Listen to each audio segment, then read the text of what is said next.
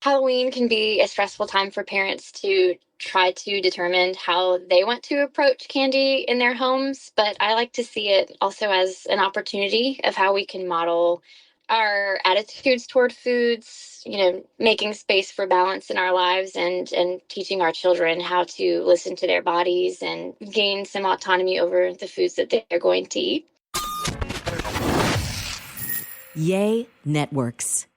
A quick note before we dive into today's podcast. If you like what you hear, I would love for you to subscribe to Fueled Wellness and Nutrition, wherever you download your podcast. It would also be incredible if you take a minute to rate and review this podcast. Those things do matter and they really help us. I'm Molly Kimball. Welcome to Fueled, a wellness and nutrition podcast. I'm a registered dietitian and nutrition journalist with a passion to help people live their strongest, healthiest life possible. In my weekly TV segments and columns, there's a limited amount of time and space to cover everything, but there's so much more to share.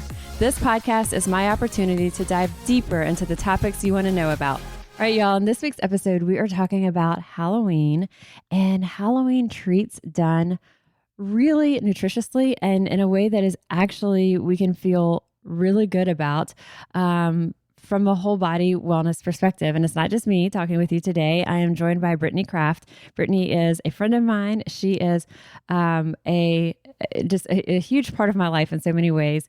She is our supervisor with Eat Fit and really oversees the strategic growth, the really cool projects that we immerse in and Eat Fit that are even beyond our different regions, that, with our nonprofit restaurant initiative, the stuff that we're doing even beyond that.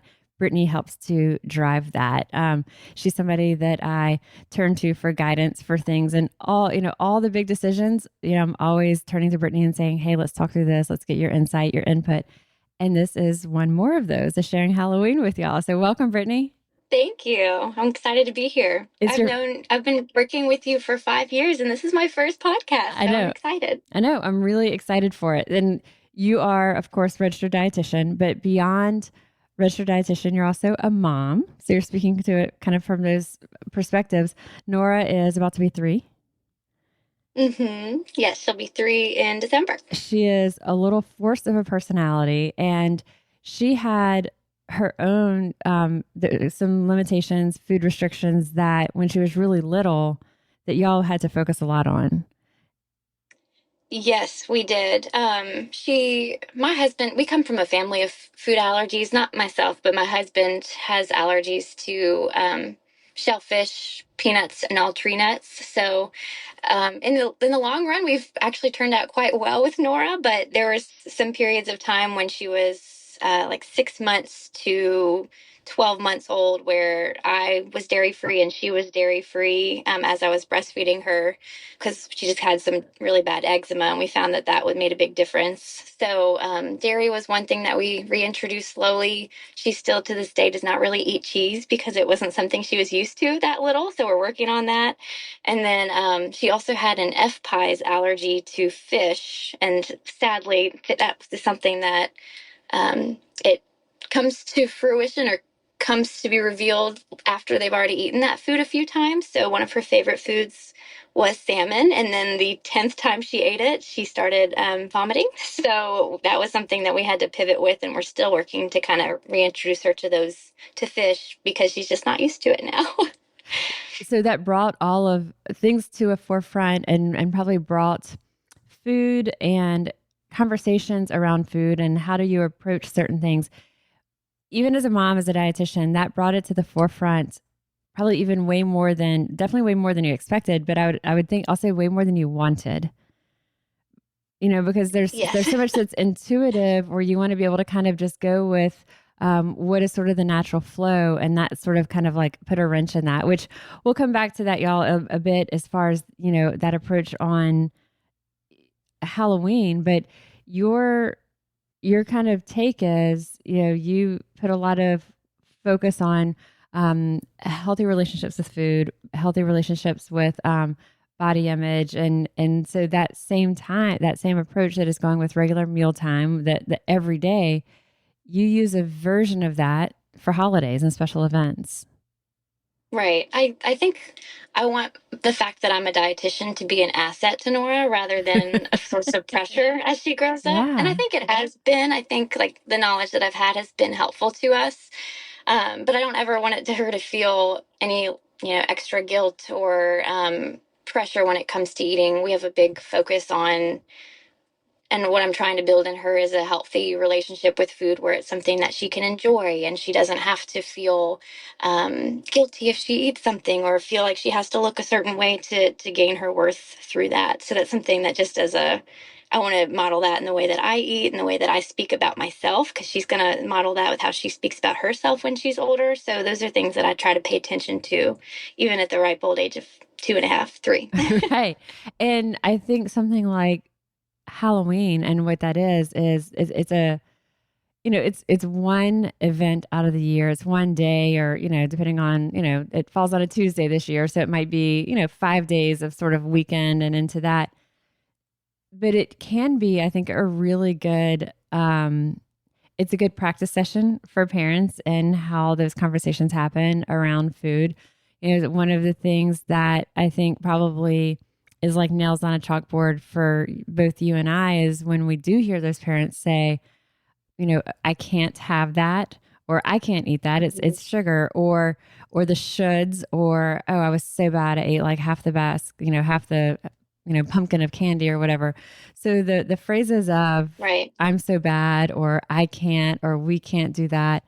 I would ask anybody listening, let's try to lose those. Whether you're a parent or not. I was telling somebody the other day, I don't like the words I can't or I can't have, and on those conversations or others. And so we're kind of Halloween. I think a lot of times the conversation is around kids and how parents are navigating the candy conversation with the kids. But really the reality is like just as much, there's adults with that candy pressure also, Oh my goodness. Yes. As soon as I find it's very exaggerated in kids, but we definitely do it as well. But as soon as we put pressure on ourselves, we tend to go the other direction. Or if you make something so off limits or elevate it to this halo of a treat that you can't have any other time, that's when you crave it all the more. So just giving ourselves permission and our kids permission to enjoy the treat, really savor it, pay attention to all the aspects of it and eat it slowly and mindfully, and then move on. Stop when you're full. You don't have to eat as much as you can in this small amount of time that you have. You can have it again the next time that you really would like it. So that's what we try to do at our house.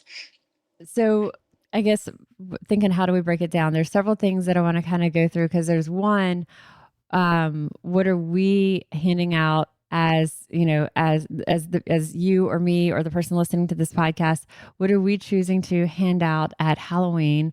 And then that's one thing, because I feel very strongly about, regardless of what someone is choosing to hand out or how healthy or whatever it is that someone's choosing to make what they're distributing, kids are going to get candy and there's nothing wrong with that, and that's one of the things that I feel, we jokingly say, oh, like we hand out non-candy. I had a guy down the street. I don't know if I told you, like it was a couple of years ago, and I had to knock on the door of a guy in the next block, a way that I don't usually. It's towards the canal, and there's not a cut through street, so it's not usually on our like walking route.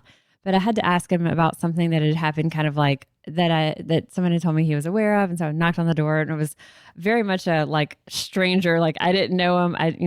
Hi, I'm Molly from down the street, kind of a conversation, and then he says, "I know who you are," and he was like, "When my kids were younger, we would trick or treat at your house." And he just kind of looks at me like pointedly with that. And I start laughing. I said, "Come on." I said, "We give fun treats like tattoos, tattoos and stickers and like bubbles and."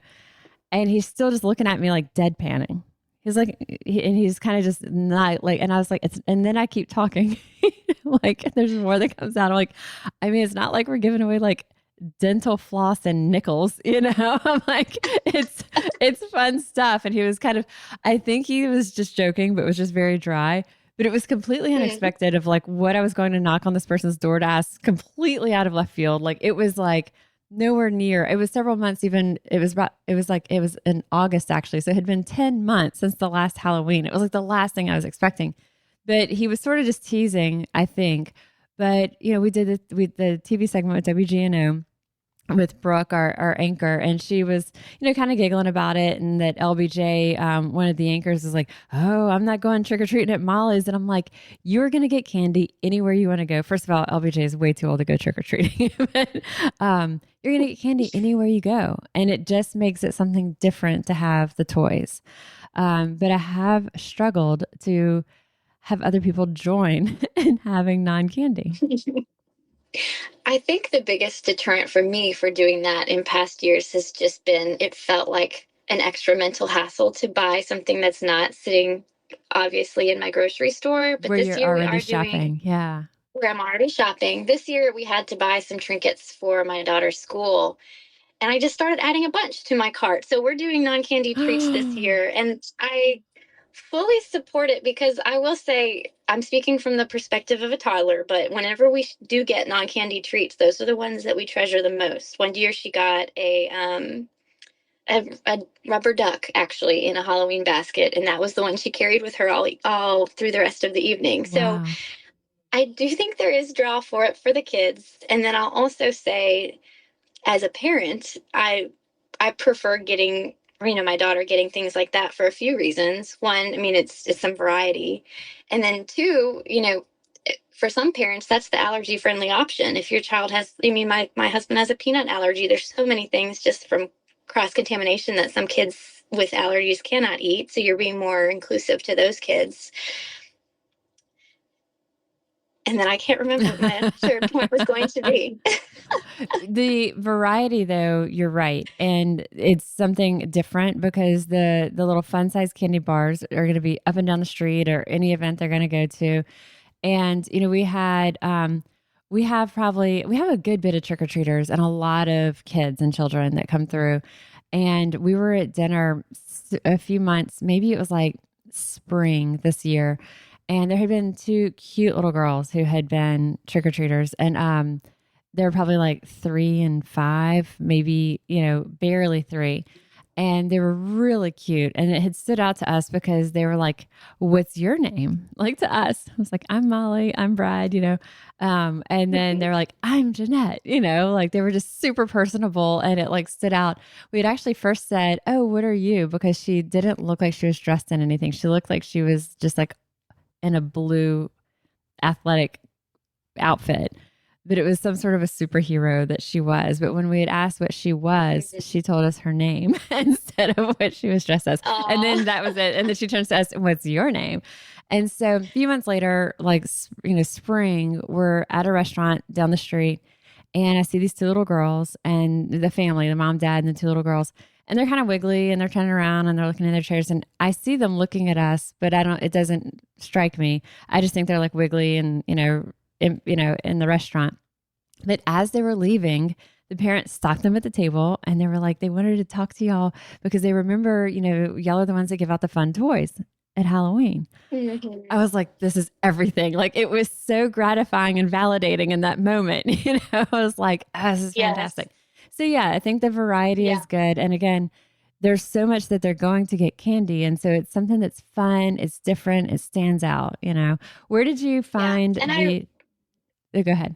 I remembered too that's for younger kiddos, there was a lot that we had to pick out of my daughter's Halloween basket anyway, just for choking hazards and things like that. So that was the other Yeah. really good reason to have some other options because it's good for everyone, no matter the age, they're going to like it. Where did you find the little toys and things like that you're doing this year? I ordered all of mine from Target and it truly ended up being cheaper than the $15 bags of candy that you Yeah. might get. Is I did the same Target, and I would say, so many times we want to say there's different local stores that is the ideal. In this case, though, if someone is listening and you have a local store that you find has well priced, small little, Halloween gifts, toys like this, let us know. But Target has been what I found has been best also. And I'll just go in and it's like every year it's a little bit different, but the tattoos, the slime, the bubbles, glow in the dark teeth. What are some of the others that you got? I got slinkies and bouncy Yes. balls and Yes. bracelets. Yes. Cool stuff. Yeah, fun Right. stuff. And Yeah. then we'll also get some of the little fun size, like individually wrapped snack packs they have also in the Halloween section. Like there was some of the, nobody roll your eyes on this, but they're like a chickpea puff. It's the hippies, like Hmm. HIPPEAS, like hip peas. And they sort of are like a cheese puff texture, but they're like a white Hmm. cheddar, and they just have a little bit, a little bit more nutritional value. They're not just something like a potato starch. They're more like from the chickpea and that. And so they have a few different things like that we got that are food based, but again, not just like not candy. Right. Those are the ones we tend to eat on the road too as we're walking around or pushing strollers. It's usually those items like that. So this is your first year of the non candy. I cannot wait to hear Hmm. how it goes. Have you shown the different toys and stuff to Nora ahead of time? No, I haven't. They actually aren't in yet, so I think they're going Oh, to be delivered tomorrow. But I okay. don't think I will show her because she's going to want them all. Yes. Yeah, So true. she's going to have to wait. Make it just part of like her own Halloween experience. And then tell us like Right. the approach that you do that does kind of help moderate when you do have that basket, the pumpkin filled with candy after y'all go, because you'll be doing the fun toys and stuff like that. But sort of how does that conversation look with a small child, keeping in mind all of the things you talked about of having that balance, having that healthy relationship? The idea is not to vilify things. It's you want to keep the fun, but Right. not feel finger waggy about it. Yeah. So I'm blessedly still in the time where with Nora, I could probably, show her a few pieces of candy and she'll quickly forget that there's a whole other bag to be had. So she'll probably be okay if I were to give her a few and hide the rest. I know for older kids that won't always be an option. But we let her have a few pieces of candy on Halloween, and then if we are going to offer it, following that date, kind of our strategy with meal times for Halloween and for non-Halloween times is that I, as the parent, and my husband, we are in charge of what goes on the plate, and we will always have a variety, and there will always be a safe food or something on the plate that she enjoys that we know that she likes. And there will also be some challenge foods that she maybe is not as familiar with or that we want to keep exposing her to. She eats what we eat, whether she actually eats it all or not. And then, you know, she gets to decide, her role as the child is she gets to decide what and how much to eat from what I offer her. And so she gets to listen to her body and she doesn't have to clear her plate. She gets to decide what she wants to eat, how much of it, and when she's done. And so we kind of will roll that strategy into Halloween. If I'm going to offer Halloween candies, they'll probably be on her dinner plate right next to the rest of her food. It might be just one piece, but she will probably eat that I first, was and about to that's ask that. okay. Actually, not even probably. She will definitely eat that first, and that's okay.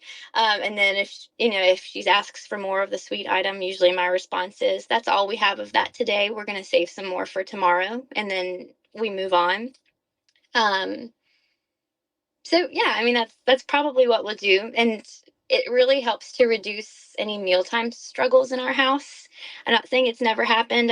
Even a couple weeks ago we had a meltdown because she had oranges with her dinner instead of peaches, but we just calmly explained, peaches are not on the menu for today. We have oranges. You don't have to eat it, but it's there if you're hungry, and that's kind of the strategy that we have. What about older kids? What would your recommendation be for parents when they do remember there's that whole pumpkin full of candy, or having that one piece at dinner, it keeps on going into the night, like they want more, or they're trying to like, Mhm. vie for that to be dessert, and then like, just one more type thing. Right. So I like to read about a lot of these things because I'm really interested in it. But I've seen a few really cool strategies that pediatric dietitians will use for older kids. A lot of them will say, even the night of Halloween, you can tell your kids that they can have as much as they would like. I know that sounds a little scary, but the conversations around that are, what's your body telling you? Are you feeling full? because if you start to make it to where even that if you can have as much as you want tonight, but tomorrow it will be gone, then that's the temptation, then they'll start to maybe just eat more than they actually would want or need. So just knowing that it will be there the next day is sometimes helpful for them to know. Another strategy is working together to pick favorites out of the bin, because we all know that there's the candies in the Halloween basket that nobody really likes. Right. So I mean, I'll do that even for our own, the ones that we collect. If there's any pieces that I know none of us are really going to actually enjoy, we'll just kind of set those aside and donate or discard them. And that's good for getting a large bulk of them out of the house, truly. And then another cool strategy I've seen is having, you can call it whatever you want, but using those discarded candies that aren't as special to us, that we don't really savor, having like a Halloween fairy or having kind of a gift exchange. So put those out the night before, and then the next morning, those candies will be replaced with something else. And it can be the trinkety stuff at that point. It might be like a little toy car and a bracelet or whatever it is, Or but maybe like something to kind whatever's of like, age appropriate. Yeah. right, right. I've heard it To called kind of trade out those items. I've heard that called a switch witch before. Yeah. Uh-huh. Okay. Yeah. hmm That's So probably more Halloween. appropriate than a fairy. Yeah, but I kind of like, I mean, it depends, some kids are going to like the witches. A friend of ours, little girl, she's 6 and she always goes right straight into just the creepiest, eeriest things, the things that we tend to like, or like the villain and that's always her favorite character. So she would like Mhm. crave Switch Witch to be it. Others, maybe the Halloween fairy is better, like depending on your child. But the idea of that is sort of, it's the same concept as like a tooth fairy, that you're Mhm. leaving that candy out. And so it may be, like Brittany said, the lesser of the favorites, or the stuff that's normally, not stuff that you would love. Or if you just had an abundance of even the things that might be Mhm. favorites, that you're like, this is just like more than we, even if we have just a little bit at a time, it's still more than what we would need or want to have in our household or whatever. The other thing I'd say, going back to the parents, sometimes it's the parents who have the hardest issue with the candy. I can think about so many clients who their kids' pumpkins were such a source of, angst for them. And so, whatever, Mhm. for whatever reason, someone may just have way too much candy. It may be the candy that like isn't your favorite, or it may be even some of the parts of it that you do like, whatever it is that you're choosing to say, I need to, or I want to have this out of the household. Like Brittany said, at some points you can donate it, and let's talk about that in just a sec. But whatever you're choosing for that, the idea is you're working with your kids and you're saying, okay, here's what we're choosing to leave out for the switch witch. And then whatever is the next day is there. That is like the little present. It's the little gift. And so it could be, again, whatever is going to be relevant, or age relevant, or whatever is going to be relevant in the household at that time. Something that your child is going to be, child, even teenager, whatever it is going to be excited about. And it doesn't feel like they got the short end of it, like they give up their candy for this. You want it to be something that's Right. exciting, but it doesn't have to be super costly. But, getting Right. creative with some of those things. Yeah. Where are some of the places that y'all have donated before? Well, usually if we just have like a church event Yeah. following that date or something like that. Other than that, I don't know that I have a good list of donation options.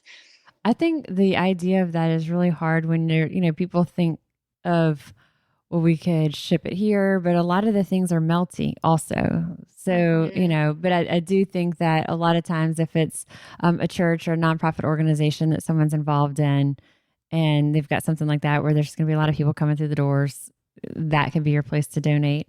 But yeah, the Switch Witch, Right. the Halloween fairy, I love those ideas. And then having that conversation with your child about, it's sort of it's help as they're involved in that decision. You're not just like yanking it away from them.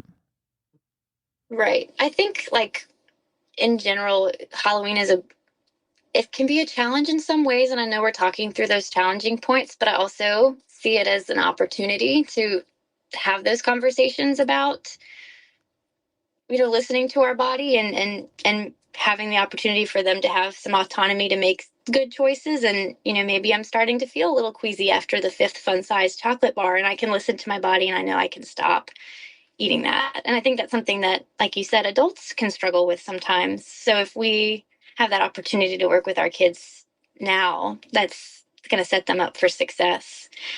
And that kind of reminds me of another thing that we try to do in our house is not like elevate the sweets as um, some ultra exciting thing compared to other things. Like, we'll never use food as a bribe or eat your broccoli, then you get your candy, because things like that, that what does that communicate to a kid Right. is that my broccoli is gross, my Right. candy is great. And so we kind of work on food is food. Food can help your body in different ways. And we have to pay attention to having some variety on our plates, and they can start making those decisions too. How do you feel, or have y'all, I guess as a trick-or-treater, do y'all receive or have you given out some of the, like they're organic gummies or, like the organic version of the goldfish and stuff like that, sort of like, because I guess what I'll say for parents is all of those are still going to be just sugar. There's chocolate versions. There's like the Trader Joe's version of M&Ms that doesn't have the artificial food dyes. They don't have the red number 40 and all of that. And so that's it's going to be better because it may not have the chemicals, the food dyes and such, but it's still just candy and sugar. It's just, quote, cleaner label. Like you can feel a little better about it, but don't fool yourself that this is going to be healthier or a lower sugar option. They are still just sugar, but the quality of the ingredients is going to be better. The price point is also a lot higher on those. Mm-hmm. Yeah. Is that something y'all have I, gotten as trick or treaters just going through the neighborhood? I probably not much in our experience. I think Yeah, most of the time the people are reaching for the cheaper ones. I think so too. I think you're right because to buy those, I mean they are pricier. I Yeah. haven't seen it either, and those aren't things that I've chosen to hand out for ourselves because, I mean, not that people come into our door know that I'm a dietitian, but if they did, I feel like what I'm handing out, I want to be able to like stand behind it. And like, even if there's no conversation about it, I want it to be a model of, something that's like either nourishing or completely unfood related. And so I feel like if I were going to hand out let's just say the Trader Joe's type M&Ms that don't have the artificial food coloring, while I would feel better about the quality of ingredients in those, I still wouldn't want to hand that out with the concern that someone may say, "Oh, well, Molly was giving us those; they must be healthier," Right. And so I wouldn't want to have Yeah. that kind of like misconstrued. However, like Brad loves peanut M&Ms, and so I was like, I think I might get some of those Trader Joe ones for him because they would be. And he's just, I mean, we're talking about like balance and people, finding that balance with things like sugar and sweets. And so he is like the epitome. He's like the most, you and Brad are probably two of the most balanced people I know. he's like, so having something like the peanut M&Ms for him, he would have a handful, but just a better ingredient, but kind of a sidebar on that. That was just something that I thought that would be a great thing because he does really enjoy those, but he chooses to not really have them on the regular because all the other stuff that's in them. But for what to give just to like people coming to the house, not wanting to model that as if it's really a healthier choice. Right. I can see Um, that, especially if they know you and know what house they're coming to, they would probably read into what you're handing out. yeah, it feels a little like that. So, but I think so for parents, if that's something that you have the budget for that, or you're just bringing that into your own household or putting that into your kids' lunch because that's the choice that you're making, again, still just sugar, still just candy, but better quality ingredients, and they don't have again the artificial dyes and colors and all that other stuff. One other thing, so I'm like over the moon that you're doing like a non-candy this year. I cannot wait to hear about it. Um, Someone was like, "Oh, can you get video of the kids like reactions?" And I'm like, "Well, that might be weird." It's like, like we've got like a phone on them, but maybe you can like with Nora, like when she sees the things, like that would be really fun. We could use maybe, I don't know, if it's convenient, we could do something like that for Eat Fit Social or something like that because it'd be really fun to do like non-candy. Yeah, we sometimes have some family friends and where some family members and some friends come over and trick or treat with us because our neighborhood is the destination for trick or treating. So we actually have a haunted house in our neighborhood that a family puts on. So they'll come over sometime. So I'll see if I can get them to go parade to our door and be on video as they see Right, right. what In we're a offering. safe way. So over the moon that Brittany is also doing a non-candy. And I didn't even know that when we talked about having Brittany on for the podcast. So it's very exciting. But the other thing that has been slow to catch on is the Teal Pumpkin Project. Are you familiar with that? Mhm. I am. I love it. But I haven't seen it much in people's porches or anything. Have you? I haven't actually, no, but I usually, every opportunity I have, I will start telling people about it. But this year, I could have a teal pumpkin by my house, so I'm Right, excited about that. right. We have one. It's actually on our fireplace right now because the bride brought it down. But we have one. It's sort of like a plastic, you can use it each year type teal pumpkin. So what the teal pumpkin project is, for our listeners, if you just Google, it's basically if you have a teal pumpkin or you see a teal pumpkin out by someone's house for Halloween, the idea is that they are offering specifically allergen friendly options. So just like Brittany was saying, her husband with peanuts and such, the idea is that if the Teal Pumpkin Project is that it helps to identify the houses that are specifically offering like allergen friendly type items. And that's been a slow one to take off. I'll read about it every once in a while, but I mean, I think I first heard about it over a decade ago and it hasn't, Mhm. really gotten that traction. But I will say we have a teal plastic reusable pumpkin that we bought, I believe, at Target a year or two ago. And I was excited to see it there because I figured that's probably why. It's the only thing not Mhm. orange or black or whatever there. So there's something Yeah, there. I'll have to get Anything? a teal pumpkin or Yeah. paint one. Yes, exactly. Any other things that you would say, just kind of, some takeaways for parents going into the season? Because it's not only, I mean, Halloween starts the season, but these conversations, they just keep going with whatever the sweet or treat is, really on through carnival season. Yeah. I guess I'll just like share some of the maybe more obvious tips, but I feel like they should at least be mentioned. Like make sure you and your kids have a good meal before you go trick or treating because regardless of the fact that we have a good meal, I know sometimes you get hungry on the trick or treating route, but if you've eaten nothing before you go, you will have a dinner of candy, obviously. So we actually when we've had friends over, we've had like a little spread of just charcuterie type items, but it's you can do so much fun stuff with Halloween themed snacks that aren't candy. I mean, we did clementines with jack-o'-lanterns drawn on with Sharpie, or I've seen some really cute like string cheese and pretzels made into witches' brooms. So there's so much opportunity. There's so many cute Halloween snacks. If you start Googling, I think that those are other ways that kids will get just as excited about, especially if they're younger. Like Nora has no concept that this is a candy bar and this is a witch's broom string cheese. She's Right. just going to enjoy it, but they're both cute. So that's a really cool way that we can still make kids excited about all types of food. So a little snack before, not going on hungry, being creative, Mhm. especially if you're having like, like you said, the haunted house in y'all's neighborhood and maybe people are coming over before or it's going to be like a little bit of a social get together, things like that, and getting a little bit creative with it. Um, Right. And r- just a little snapshot from then, too. I did those little jack o' lantern oranges, and my nephew specifically requested that he have that orange and saved it and brought it home. And that was the first thing he chose to eat after trick or treating. So there's value in taking that little bit of extra thought on the other snacks you're providing, too. right, right. I think this has been super helpful. I love what you bring from the mom perspective, the dietitian perspective, a mom who has had her share of, having to have the forefront of conversations around food and then making that conscious choice to say, how you approach it is just with such balance and such neutrality. And you do that, through just life with Nora as a child and then bringing that into special occasions like Halloween. Super helpful. I'll include the link to the WGNO segment and the show notes of this episode. And then I'll also just put our Eat Fit social account. So you heard me mention that to Brittany just briefly about that. But Brittany and our Eat Fit team of dietitians around the state are the brains behind the Eat Fit social media. And there's always just fun stuff on there.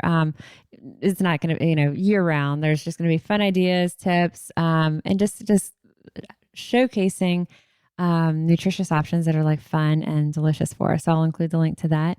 And I really appreciate your time, Brittany. Yeah, thanks so much for having me on the podcast. Yes, your first one down. So we'll have to think of what the next one will be. My first one. Oh, boy. Right. All right. Thank you. Talk to you soon. All right. Bye. A tremendous thank you to Brittany for joining me today. I always learn so much from Brittany's approach, her, balanced, thoughtful approach, and coming into this as a dietitian and also a mom who's dealt with some of the food limitations at times, and how to work this into a very healthful, rounded conversation, and working with a toddler and kids on this. And so I think there's always a lot that we can learn on our own attitudes and approaches towards food, and things like holidays and stuff, starts with Halloween and just goes on through the holidays. So the focus is towards kids, but I know with the adults, a lot of us struggle with that as well. So hopefully this has been insightful for you. And if there is anybody else who's joining Brittany and I in the non-candy approach with the Halloween toys and treats this year, let us know. If there's other approaches that work really well, your version of a Stitch Witch or whatever that might be, let us know that as well. We always learn from you guys, always want to hear about it. I am registered dietitian Molly Kimball, and you've been listening to Fueled Wellness and Nutrition, the podcast. And if you'd like more Fueled Wellness and Nutrition, please head over to mollykimball.com. You can follow me, Molly Kimball RD, on Instagram, Facebook, and Twitter. And if you haven't yet, please go to Apple Podcasts and subscribe, rate, and review this podcast. Join us next week for another dose of Fueled Wellness and Nutrition. Thanks for listening, and stay focused on living your strongest, healthiest life.